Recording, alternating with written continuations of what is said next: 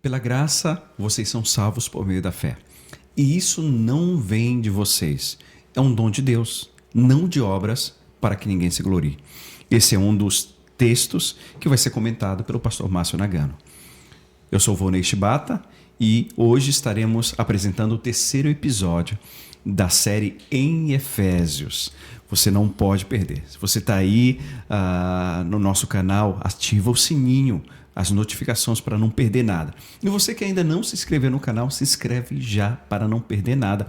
E também assiste os episódios anteriores em introdução do podcast que foi feito sobre a carta. Queridos, a salvação é pela graça ou pela fé? Diz aí, pastor Márcio. Prazer. Tudo bem? Uma alegria, pastor. Obrigado. Chegamos então ao terceiro episódio. Que maravilha. Que maravilha. Eu estou muito feliz. Eu também. Que bênção. Bênção, né? No mundo onde todo mundo, pastor, precisa fazer alguma coisa para ter alguma coisa, você encontrar uma mensagem de que você pode receber alguma coisa como um favor imerecido. E não só alguma coisa, um grande presente que ninguém poderia te dar. Gente, não existe palavras para poder expressar a gratidão. O tema de hoje promete. Acompanhe a gente. Que benção. Então hoje, Efésios capítulo 2, do versículo 1 ao 10. Vamos lá, pastor. Vamos ao texto. Como a gente tinha falado nos episódios anteriores, né? A gente não perder essa conexão com o que a gente tinha falado para que as pessoas que nos acompanham possam dizer, nossa, realmente está fazendo sentido para mim. Falamos então da riqueza, né? No primeiro episódio, da riqueza que nós temos em Cristo Jesus. Quantas coisas! Falamos do poder capaz de ressuscitar Jesus dentre os mortos. Paulo orando, parece que as pessoas, pastor, não estavam entendendo. É difícil entender todo esse poder e toda essa graça que é capaz de ressuscitar o homem. Chegamos no 2. A gente vai perceber que obra é essa que Deus faz para salvar o homem pela graça. O impacto disso, né? Ele começa o texto dizendo, vocês estavam mortos nos vossos delitos e nos vossos pecados, nos quais vocês costumavam viver e seguindo a presente ordem deste mundo, aquele momento em que, de fato, antes da nossa conversão, o texto faz um apontamento para um processo antes. Lembra? Vocês estavam mortos, porque ele está falando para uma igreja. E ao falar para uma igreja, ele diz, olha, lembra como vocês andavam? Ele apresenta um pouquinho desse estado antes. Costumavam viver quando seguiam a presente ordem deste mundo, o príncipe do poder do ar, o espírito que agora atua nos que vivem na desobediência. Então, existem pessoas que ainda estão em desobediência. Que o texto me mostra que existe uma transformação que está acontecendo para aqueles que estavam ali na igreja. E Paulo está dizendo, olha, não andem mais como antes. Que bênção. E, pastor, eu lembro no podcast anterior de introdução, você fez um comentário muito bacana, que você disse assim, geralmente uma pessoa quando se sente superior a outra pessoa é que ela não entendeu direito a doutrina do pecado. Sim. Né? E esses textos que você acabou de ler nos falam sobre a condição espiritual desses irmãos antes de serem salvos por Cristo. Sim. Que condição espiritual era essa? Pois é, né? Quando a gente olha para a obra de redenção, a gente precisa realmente, primeiro, se encontrar. Em que lugar, quem é o personagem que eu sou para me receber esse favor? Adão peca e gera filhos pecadores, e através dos filhos pecadores nós vamos ter outros filhos pecadores, então desce toda uma geração, o mundo se enche de homens e mulheres pecadores.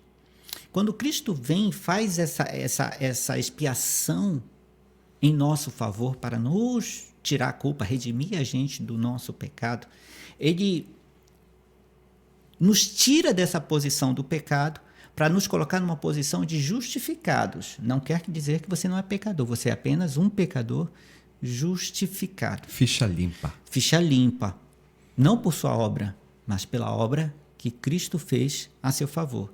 Então, quando a gente olha para esse texto da transformação, né, o que Cristo fez, a gente entende que ele morreu por nós para nos tirar do império das trevas e nos dar a vida eterna em Cristo Jesus, a justificação. E ele mesmo afirma ainda no 3, anteriormente todos nós também vivíamos entre eles, satisfazendo a vontade da nossa carne, seguindo os seus desejos e pensamentos, como os outros éramos merecedores da ira. Observa que ele está dizendo, olha, como vocês viviam? Pensa comigo, estamos dentro do Império Romano. Éfeso, uma cidade que recebe pessoas de todas as regiões do Império. Um grande comércio, uma cultura viva ali, uma multicultura, ou seja, um caldeirão que mistura várias pessoas de vários lugares com pensamentos diferentes. A carta é direcionada para eles. Alguma coisa já estava acontecendo lá porque pessoas estavam se convertendo. Paulo está falando da riqueza, Paulo está falando do poder de Deus e agora ele está convidando, gente, é preciso uma mudança de vida. Ele começou a mostrar a importância de uma mudança, porque vocês estavam mortos. Não andem como vocês andavam antes. Mas assim, pastor, o que seria viver segundo a vontade da carne, seguindo os desejos e pensamentos? O que Paulo estava querendo dizer com isso? Dentro de cada homem pecador, existe um estímulo ao pecado. A gente está sendo sempre estimulado ao pecado. E então, esse pecado vai agir em que lugar? Principalmente nos nossos desejos e nos nossos pensamentos. Um exemplo, né? Imagina que uma pessoa passa em um determinado local e ela viu um carro aberto, com a chave no contato, certo? Ela olha aquilo e ela começa a desejar aquele carro, né? Estimulada a roubar aquele carro. A própria natureza dela ela pode ser estimulada. Isso vai agir aonde? Num pensamento e num desejo. Então, não vivam mais, né? Não sejam dominados mais por esses desejos e pensamentos, porque esses pensamentos e esses desejos que são carnais, são fruto da carne, vão produzir um pecado, uma ação que de fato vai trazer consequências para a sua vida e não glorifica a Deus. O texto prossegue ainda, pastor, um pouco mais, e aí ele fala assim, depois de falar assim, olha, não vivam mais dessa forma, né? Controlados pelos seus desejos e pecados, todavia, ele diz o seguinte, Deus que é rico em misericórdia, pelo grande amor com que nos amou, nos deu vida. E novamente ele afirma, estando nós mortos em nossas transgressões, pela graça, vocês são salvos. Deus nos ressuscitou com Cristo e com ele nos fez assentar nas regiões celestiais. E ao sentar nessas regiões celestiais, para mostrar, na era que há de vir, a incomparável riqueza da sua graça demonstrada em bondade para conosco. Então, veja só, a obra de Cristo nos faz receber misericórdia, porque Deus é rico. E eu fico maravilhado com essa carta, porque ela está sempre falando, não sei se você observou, riqueza, gloriosa riqueza, poder, um poder maior, ou seja, tipo assim, é meio que dá uma ênfase a esse poder sendo capaz de ressuscitar. Tudo muito grande, né? Nada muito pequenininho, tudo muito grande. E aí você vê que Deus, sendo rico em misericórdia, pelo grande amor com que nos amou, nos deu vida, estando nós mortos em nossas transgressões. Ou seja, se eu estava morto em transgressão, eu estava debaixo do juízo. Ou seja, eu merecia uma outra coisa, mas ele decidiu me dar o que eu não merecia. Misericórdia. Um presbítero da nossa igreja, né, o presbítero Júnior, ele fez uma analogia, dizendo assim que, imagina que duas pessoas estão num rio se debatendo, né? E elas não têm como sair daquele rio. Estão se afogando lá, certo? Me ajuda, sei lá, ou estão ali se debatendo. Imagina que alguém lança uma corda ou uma boia salva-vida, certo? Nesse momento que você tem uma forma de receber a saída, a solução para sair daquele lugar, cabe a você, né, abraçar com todas as suas forças o que te foi oferecido. Jesus mandou pregar o evangelho a todas as nações. O homem estava morto em suas transgressões. Há um preço ainda a ser pago porque é uma morte espiritual. Mas Cristo é aquela corda, aquele bote salva-vida, é aquela boia, né, que alguém joga para você e passa assim no seu lado com a mensagem do Evangelho. Aqueles que dizem, é isso, eu entendi, eu quero. Quanta transformação. Porque não só de salvação, uma redenção, mas quantas mudanças vão acontecer na vida daqueles que se aproximam de Deus. Não que você vai deixar de ser um pecador, mas você passa a ser um pecador justificado, salvos pela graça. E essa graça, pastor Márcio, assim, porque tudo, como você falou no início, eu trabalho, eu recebo o salário. Eu faço isso, eu vou receber aquilo outro. Então, sempre a gente vai pensar na meritocracia. Então, quando a gente se depara com o evangelho, de graça. De graça. Tão fácil assim. Né? Há até uma relutância em entender que mas não preciso fazer nada. E o ser humano está sempre sendo levado a fazer, ou dar um empurrãozinho para Deus, ou dar uma forcinha para que Deus tenha mais facilidade, ou possa dizer que, bom filho, né, você merece. E aí a gente acaba esquecendo que a salvação é de graça para quem recebe, mas não foi de graça para quem pagou. Não foi de graça, foi um alto preço. Foi um alto preço. No episódio anterior, né, conversando com o Mateus, eu fiz menção a respeito de um país onde não havia nenhuma transgressão. Um país perfeito, mas que para cada transgressão a pessoa era condenada à morte. Bom, já pensou você entrar num lugar perfeito, onde não existe maldade, inveja, roubo, traição, não existe nada, absolutamente nada de errado. Tudo é perfeito. Ao ser cidadão desse lugar, quantas transgressões nós iríamos cometer? Então, é como se assim, eu ia ter que morrer várias vezes, né? A ideia. E saber que quando Deus, ele age em nosso favor, ele nos dá isso gratuitamente. Ou seja, o cidadão desse reino perfeito passa a fazer parte desse reino não por suas próprias obras, mas pela obra de Cristo, que o justifica e o deixa permanecer nesse reino. Agora, só para, de repente, alguém está nos assistindo e quer saber, assim, na prática, o que seria receber essa graça? Na prática, assim, o que seria recebê-la? Dentro de cada um de nós existe um sentimento que nós herdamos de Adão, que é um sentimento de rebeldia em que você quer viver a tua vida de forma independente. Você não quer se render. Você não se rende para ninguém. Você é você. E essa forma de você conduzir a tua vida independente, da tua maneira, do teu jeito, significa dizer que você não tem um senhor, você é senhor da sua vida. Então, a forma prática de entender o que é isso é quando você abre mão do teu senhorio para que Deus possa ser o senhor da sua vida. Então, é uma espécie de submissão e reconhecimento de quem Deus é. Senhor, eu te recebo como Senhor e Salvador da minha vida. E Deus vai conduzir a sua vida, conceder a você o Espírito Santo e também te orientar na tua caminhada, porque essa é a grande promessa do reino, né? Então, é muito mais o ato de se humilhar e aceitar o senhorio de Cristo e de Deus sobre você e abrindo mão, né? Eu acho que é desse jeito. Não. Como é que Deus ensina que é? Vamos fazer. Que bênção. Maravilha, pastor. Pois o texto fala, pois somos salvos pela graça por meio da fé, isso não vem de vocês, é um dom de Deus. Imagina comigo, pastor, se alguém pudesse dizer, por que Deus deu para o outro e não deu para mim? Um exemplo, alguém pode perguntar, por que Deus deu salvação para o outro e não deu para mim? Não dá para dizer isso. Sabe por quê? Se é de graça, não foi mérito aí. Sim. Né? Então, tipo assim, a salvação é para todos. A gente pregar o evangelho a todos, nem todos vão responder à mensagem da cruz.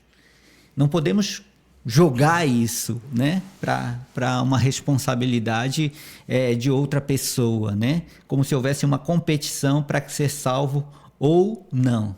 Somos salvos pela graça. Agora, a forma, o método, é mediante a fé. vamos pensar. Se a salvação fosse pelas obras, seria injusto. Por que seria injusto? Imagina, pastor, se você tivesse dinheiro e pudesse fazer um monte de obras, ajudar os pobres, construir escola, construir hospital. E uma pessoa que é paraplégica, que não tem dinheiro nenhum, que está numa cama. Então, seria a salvação seria uma separação de classes. Só é para quem tem dinheiro, para quem pode.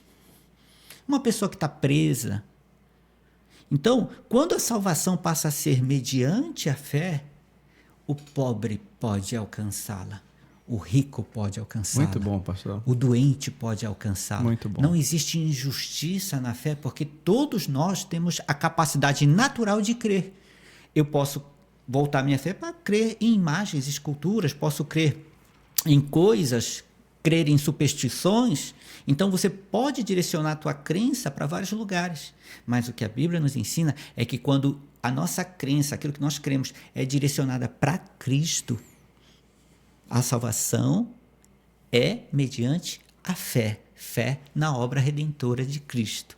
E aí eu falo, é tão simples. Por que às vezes a gente, né? É o nosso orgulho, pastor. Uau. É o orgulho do homem. A gente é difícil, hein? Nós somos difíceis, hein? Né? Hoje eu estava num culto ali em Maquinuhara e o pastor que estava ali, nosso pastor auxiliar, pastor Adriano, ele citou um exemplo, apenas para somar. Ele falou da história do condenado à morte, que ia ser condenado já naquele dia, e aí veio um comunicado que o governador daquela cidade queria vê-lo e tinha algo para entregar para ele. E como ele já ia ser condenado à morte, ele não quis receber. E aí depois o governador falou de novo, não, eu quero falar com ele. Aí foi lá e disse, não quero receber. E pela terceira vez ele disse, eu não quero receber. E aí ele foi para o corredor da morte, e quando chegou na hora, o guarda falou para ele, olha, o governador tinha uma autorização para te libertar.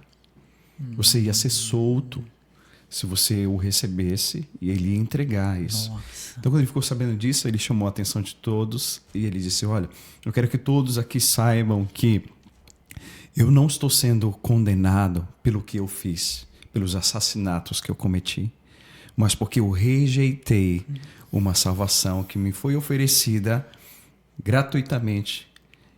Por isso eu vou ser condenado. Nossa, que exemplo. Já pensou? Caiu sobre ele a própria Sim. responsabilidade, né? Sim. E exatamente isso. Exatamente isso. A obra de Cristo é para todos. Os atributos de Deus estão plenamente revelados na natureza. O Evangelho tem sido pregado em todos os lugares, para todo aquele que crê seja salvo.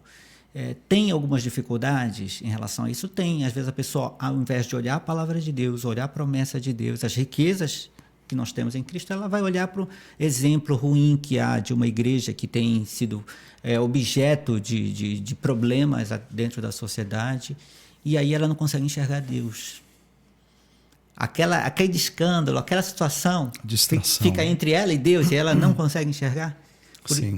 Se a pessoa for para as Escrituras, já é um relacionamento que ela percebe que a promessa vai além, né? Então, está ali de graça para todo aquele que crê. E ele vai terminar dizendo aqui no verso 10, porque somos criação de Deus realizada em Cristo Jesus para fazermos boas obras, as quais Deus preparou antes para nós as praticarmos. Peraí, pastor. Acabamos de falar que a salvação é pela graça. Se a salvação é pela graça, por que eu ainda preciso praticar boas obras? Se uma vez salvo, não importa como eu vivo, eu estou salvo, né? É assim? Explica pra gente. Às vezes as pessoas olham praticar as boas obras, se eu praticar boas obras para a salvação, não. Ninguém pode ser salvo pelas obras. Porque o que nos impede de ter essa comunhão com Deus são nossos pecados. Então, se eu faço boas obras, nenhuma dessas obras vai perdoar meus pecados. Então, a razão da separação é o pecado. Então, de forma nenhuma, as obras podem me levar a Deus. É preciso Cristo me levar a Deus. E para Cristo me levar a Deus, eu preciso crer nele de todo o coração e abrir mão do meu senhorio, certo? Tá bom. Mas e as obras? A questão das obras é que imagina que aquele que está em Cristo é uma nova criação. Como a gente tem citado, John Stott está falando que Efésios vai apresentar a nova sociedade do reino de Deus. Se é uma nova sociedade gerada pelo próprio Deus, por meio do Espírito de Deus, há uma transformação na sua vida, na minha vida e de todos aqueles que creem, de dentro para fora. Começa um processo de restauração. Só que esse processo daquele que mentia não vai mentir mais, o que roubava não vai roubar mais, esse processo tem que ir culminando em obras. Ou seja, se está mudando aqui, minhas atitudes vão mudando. Se mudou a sala de controle, mudou a direção. O texto não está dizendo, não está em conflito. Ele diz que a salvação tem que ser pela graça, por meio da fé em Cristo. Por outro lado, quando isso é verdadeiro, você recebe a presença do Espírito e começa um processo de santificação dentro de você, suas atitudes vão mudar automaticamente. Não para ser salvo, mas porque você já é salvo e o Espírito Santo e a obra de Deus na sua vida começa a trazer novas obras. Seria mais ou menos assim. É possível que eu não seja salvo e faça boas obras, mas é impossível que eu seja salvo e não pratique boas obras. É consequência. É consequência. Sim, exatamente. Essa Da linha. nova natureza, né? A nova natureza. Começa dentro de nós e vai passando. Às vezes você encontra com uma pessoa que te conheceu antes de você conhecer Cristo e receber, abrir mão do teu senhorio, da tua vida, para que Cristo pudesse te direcionar através das Escrituras. Você encontra com essa pessoa, depois de muitos anos, e fala, nossa, parece que você é outra pessoa. E, de fato, é uma outra pessoa. É uma progressão, né, pastor? Ninguém, é uma progressão não é uma mudança de uma hora para permanente. outra, assim, né? É o processo que a Bíblia chama de santificação. Santificação. Onde os valores internos vão sendo mudados e vão sendo conformados com valores de Cristo. E é essa mudança progressiva até o fim. Até o fim. 1000, né? Nota 10, nota 1 milhão. Agora sim, pastor, para finalizar o nosso encontro de hoje, qual é a lição que a gente pode ter, uma aplicação, uma prática assim, do episódio de hoje? A salvação pela graça. A palavra graça, né, que é um favor imerecido. A gente recebeu alguma coisa que não merecia. E o que nós merecíamos era a condenação, mas o que Deus nos deu é muito além. Quero que você que nos acompanha faça uma retrospectiva da promessa que temos em Cristo Jesus, das riquezas que temos em Cristo Jesus, é muito grande. Do poder que assiste a igreja e os irmãos em Cristo Jesus, é muito grande. E saber que não é por suas obras, mas pelo favor que o próprio Deus nos deu em Cristo. Eu queria deixar como uma aplicação que a vida cristã é muito mais um descanso do que sair fazendo. É muito mais ser transformado do que transformar-se a si mesmo. É muito mais uma ação divina do que uma ação humana. Deus abençoe você e que você viva isso na sua vida todos os dias, que Deus possa fazer você ser participante dessa graça.